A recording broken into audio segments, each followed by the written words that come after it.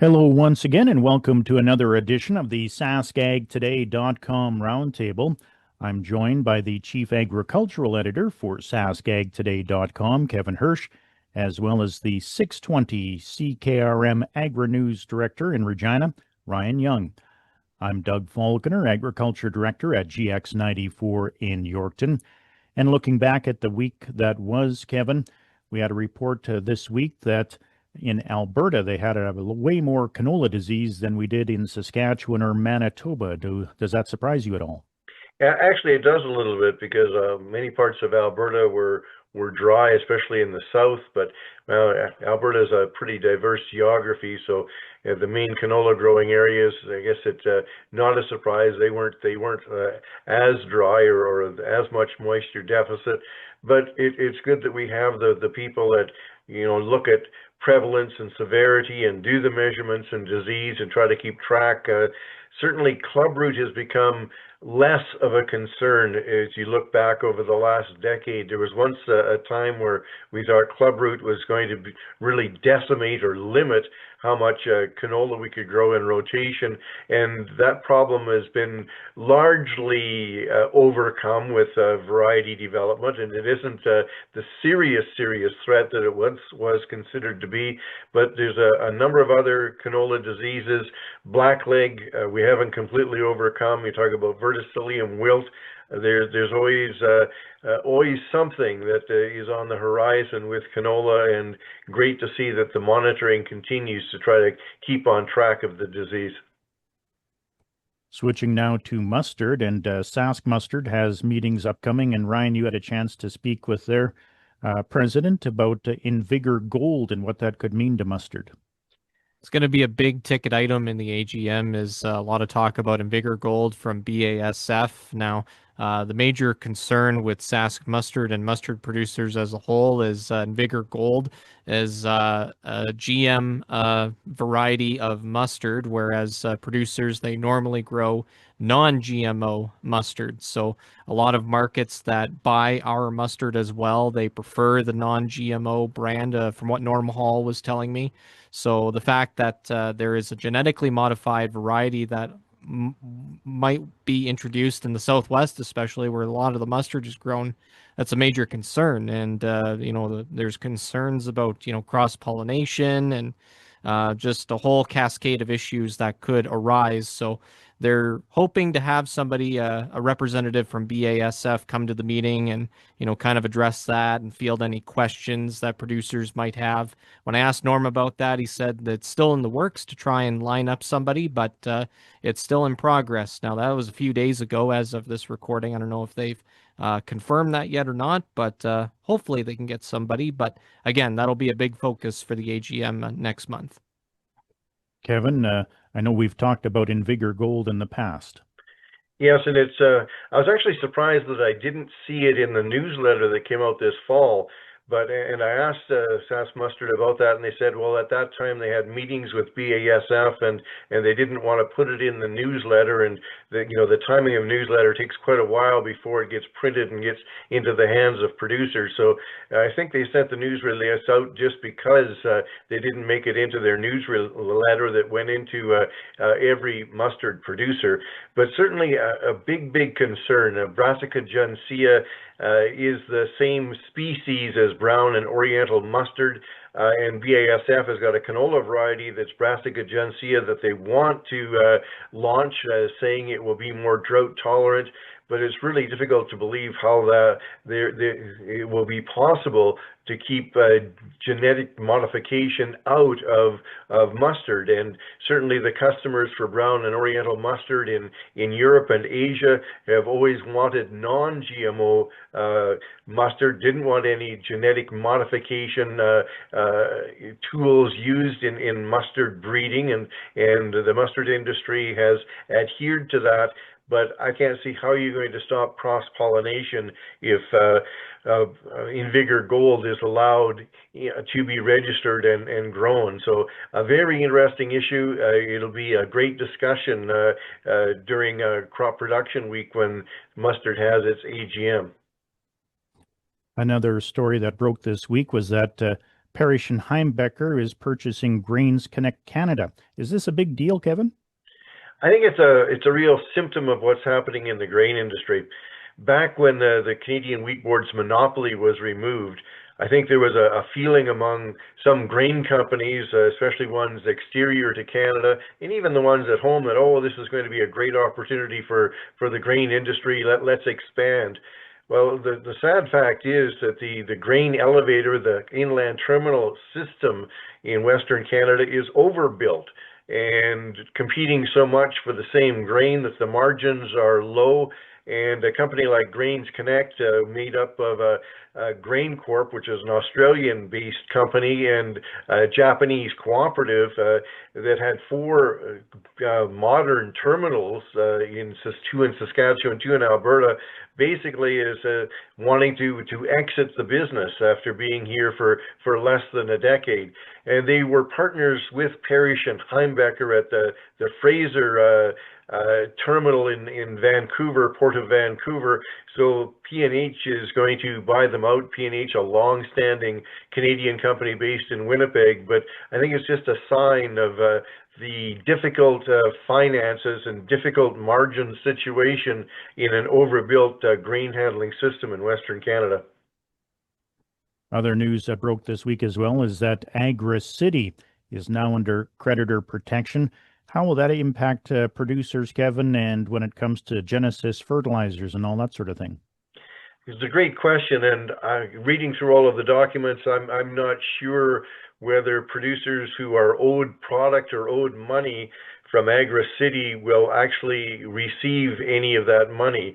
Most of the reporting suggests that UFA out of Alberta is the primary candidate for buying the Agri-City assets and taking over that company, and that will include its crop protection product business and also its bulk fertilizer warehouse that's under the Genesis name at Belle Plaine.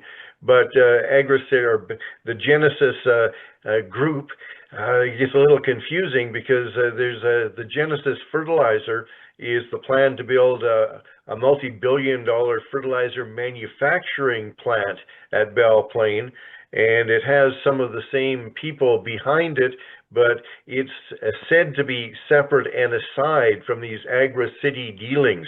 So even though you see the Genesis name referring to the fertilizer bulk plant at Belle Plaine, the saying is that it does not affect the raising of money or any of the finances for Genesis fertilizers. But certainly a big shakeup in the crop input business, and it certainly looks like UFA is going to end up owning a bunch of Agri-City assets. Interesting. And of course, this week there was also a webinar involving APAS and Sask crops, which is, of course, a bunch of the like Sask oilseed, Sask wheat all blended together. And I understand they had a meeting to discuss, they wanted more and better export sales data from the feds. Ryan, you had a chance to listen to that story? Yeah, it's quite an interesting idea. Sask Crops and APAS, they lobbied the federal government in late October to kind of create this sort of system, something similar that the United States and the European Union have when it comes to tracking export sales. Jeremy Welter, one of the vice presidents of APAS, says it's a good thing. It'll help farmers, make timely decisions and, have timely information to make said decisions. Marlene Borsch with Mercantile Consulting Venture kind of said the same thing, considering too that Stats Canada may not be the fastest when it comes to releasing data. She mentioned that there was some export-related data that's still from October that they still haven't received yet. So it's kind of an example of this thing that they feel needs to come to fruition. There was also a study done about this. Some numbers here, for example, it suggested that additional market data on sales and grain movement could generate returns of up to $56.5 million annually for Canadian farmers. So a big financial benefit. But there was also some other concerns about increasing the amount of data available, and that was from the president of Quorum, Mark Hemis, if I pronounce his last name correctly. He figures that, having this amount of data, that might work for Canadian farmers, but also your competitors are also going to have the same information as well, and that could bolster their positions.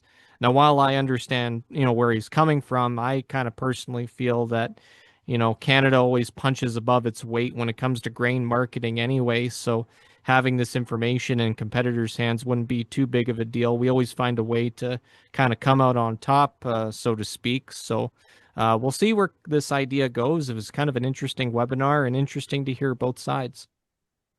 Kevin, we've heard that there are pros and cons to this. What's your take on it?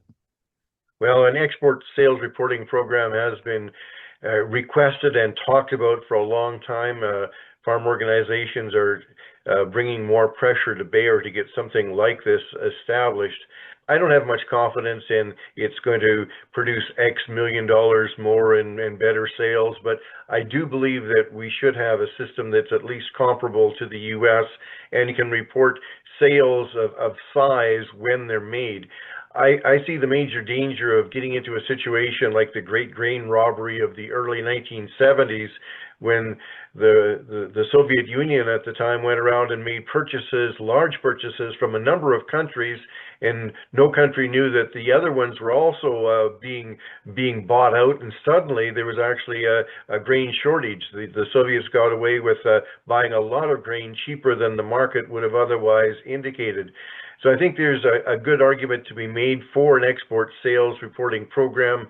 The devil will be in the details, but perhaps the starting point should be to have something similar to the US system. But I don't expect this to happen quickly unless the government really takes it to heart, because it's been something that's been requested and talked about for many, many years now.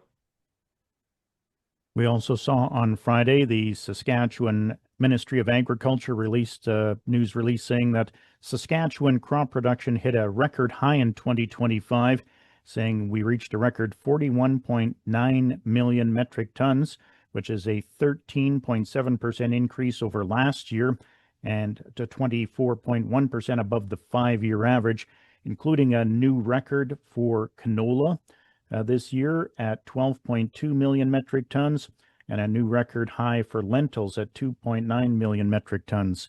What's your reaction to that news, Kevin?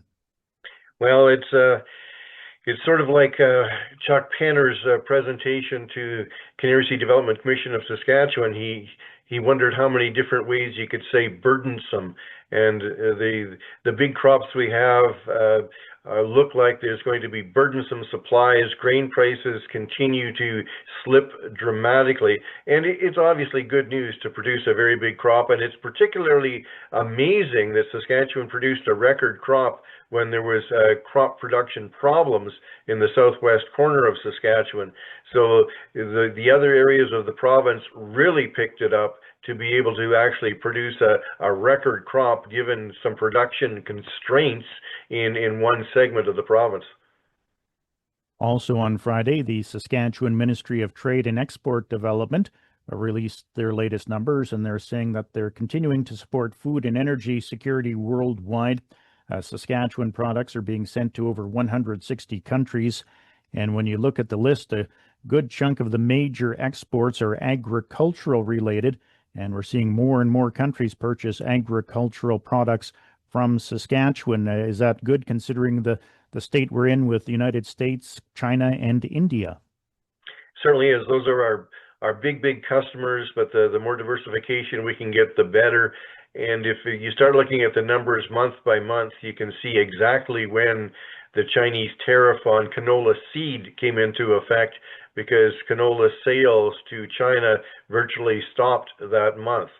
So we've got some headwinds where things are not going to be as easy, particularly for canola, particularly for peas, as they have been in the past.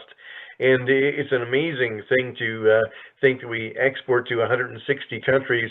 I don't think I could write a list with nearly that many countries on. So there's got to be countries out there we're exporting to that most of us have hardly heard of. Excellent. Well, that's going to do it for this week's edition of the SaskAgToday.com Roundtable. On behalf of 620 CKRM Regina Agri-News Director Ryan Young and the Chief Agricultural Editor for SaskAgToday.com, Kevin Hirsch, I'm GX94 Yorkton Agriculture Director Doug Falconer saying so long until next time.